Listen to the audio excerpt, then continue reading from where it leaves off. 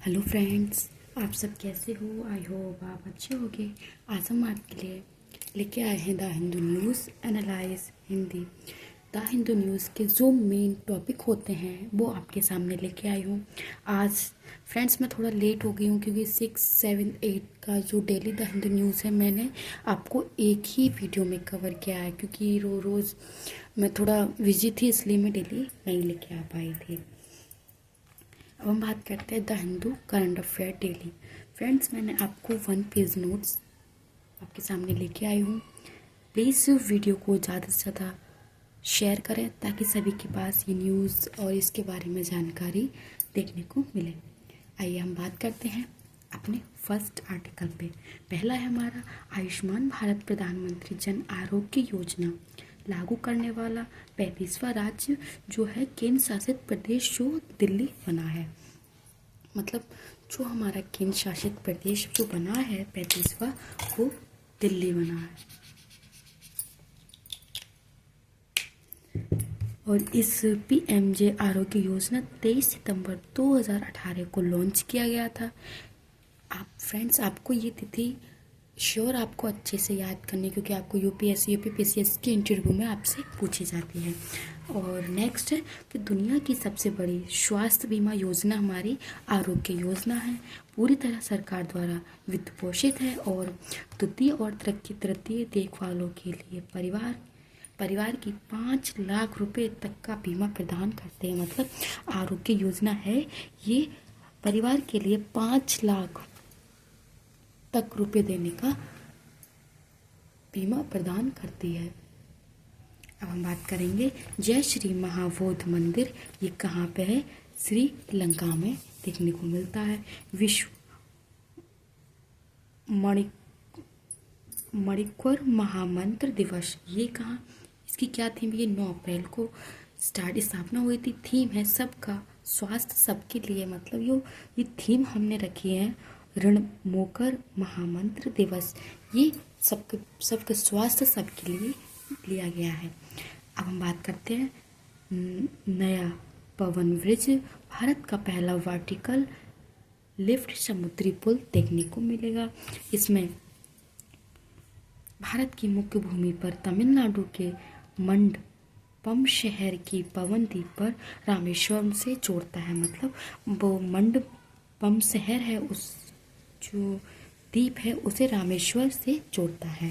और 2.08 किलोमीटर दूरी है और रुपये 33-53 करोड़ रुपए इसमें खर्च आया है। ये पुल रेल विकास निगम लिमिटेड द्वारा पुराने पवन पुल के समांतर बनाया जा रहा है। मतलब जहाँ पर पहले पुराना पुल था उसी की बराबर बिल्कुल समान बनाया जा रहा है।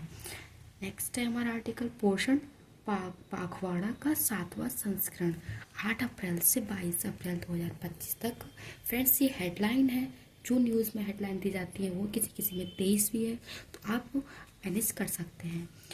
इसमें पोषण अभियान का जो अभियान है उसको 8 मार्च 2018 को लॉन्च किया गया था। बच्चों के जीवन के पहले 1000 दिन पर ध्यान केंद्रित करना है। ये विकास के लिए महत्वपूर्ण अवधि है। और 7वां संस्करण वार्षिक पोषण जागरूकता अभियान के लिए जागरूक किया गया था। अब हम बात करेंगे मिशन शक्ति अंतर्गत पलायन योजना। महिला एवं बाल मंत्रालय, ये मिशन शक्ति के अंतर्गत जो पलायन योजना है उसके बारे में हमें बताया है कि 6 महीने से 6 वर्ष की आयु तक के बच्चे के लिए सुरक्षा और संरक्षित वातावरण में गुणवत्तापूर्ण फ्रेंच सुविधा, पोषण सहायता, टीकाकरण आदि प्रदान किए जाएंगे। और मिशन शक्ति सामर्थ्य उप योजना के अंतर्गत ये कार्य किए जाएंगे। केंद्र प्रायोजित योजना, हमें इस योजना का लाभ देखने को मिलेगा। अब हम बात करते हैं सरयू नदी। ये सरमूल उत्तराखंड से निकलती है।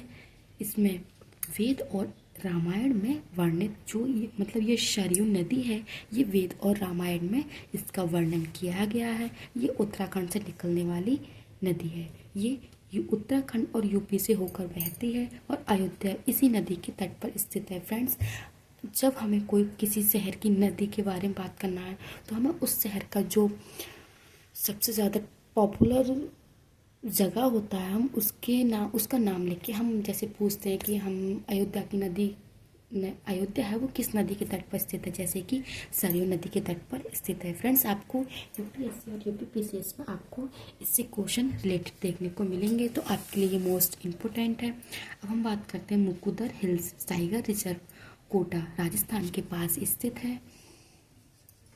ये विंध्य पर्वत श्रृंखला का हिस्सा है और ऊनी उड़ने वाली गिलहरी हमें देखने को यहाँ पे मिलती है, जो IUCN की लिस्ट में लुप्ती प्रजाति है, क्योंकि ये लुप्त हो चुकी है कि कभी कभी हमें देखने को मिल जाती है। ये 4 नदियाँ इनसे होकर गुजरती हैं। हिल्स सागर रिजर्व से पहला है चंबल, काली, आहू और रामजल। ये 4 नदियाँ होकर गुजरती हैं कोटा से। और उत्तरी पश्चिम हिमालय में स्थानिक प्रजाति हिमाचल की मयूर घाटी में पहली बार फोटोग्राफिक साक्ष्य कैद किए गए हैं, मतलब उड़न गिलहरी के फोटो देखने को मिले हैं। अब हम बात करते हैं दुधवा राष्ट्रीय रिजर्व में दुर्लभ लंबी थूथना वाले सांप फिर से खोजे गए हैं, मतलब पहले खोज इसकी बंद कर दी गई थी, अब स्टार्ट किया है तो हमें ये सांप वहाँ पर दिखाई दिए गए हैं। दुधवा राष्ट्रीय रिजर्व ये यूपी के लखीमपुर खीरी जिले में देखने को मिलता है, जो यूपी का सबसे बड़ा राज्य है। भारत के नेपाल सीमा पर स्थित है। इस जो मतलब सांप है, इससे इंसानों को कोई खतरा नहीं है। इसमें दुधवा राष्ट्रीय उद्यान, काशीनापुर और कार्तिनिया घाट अभ्यारण्य शामिल स्थित हैं। बालखंड कोणिका वन्य जीव अभ्यारण्य ओडिशा में देखने को मिलता है।